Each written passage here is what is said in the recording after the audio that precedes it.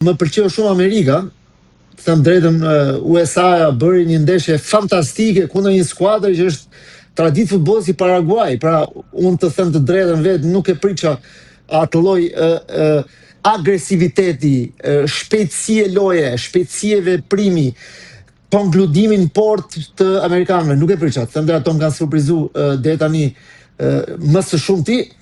Pastaj pjesa tjetër, thash, ekipet afrikane janë forcuar, ato kanë pas gjithmonë forcën e tyre fizike, kanë pas pikën e tyre më të fortë, por nuk kanë ditë ta përdorin atë. Si duket tani vitet e fundit ku futbolli është bërë shumë global, për arsyet që unë sapo e përmenda më parë, ato kanë mësuar të luajnë futboll pra si skuadër, edhe ti përdorin ato cilësitë e veta fizike më mirë se sa i kanë përdorur më parë, dhe janë bërë skuadra më të forta që të qisin punë. Edhe këtë e pam edhe me kundra skuadrave favorite. Pra qoftë kundra Spanjës, më ndihmoni me ekipin, se nuk më vjen. Cape Verde, apo qoftë edhe Portugalia me Senegalin, apo me Kongon. Me Kongon. Pra, janë skuadra që janë forcu në përgjithësi, edhe skuadrat aziatike gjithashtu janë forcu.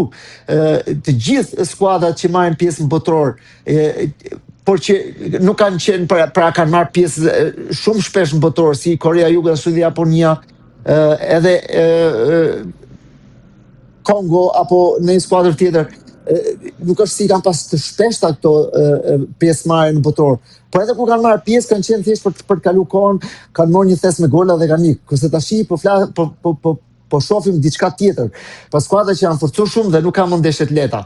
Dhe sot më është bërë mot, skuadrat që janë më pak favorite mblidhen aty mbrapa, mbrojnë mirë, por duhet dish më mbrojt. Dhe pikërisht këtë kanë mësuar, më ditë më mbrojt dhe me kundërsulmu.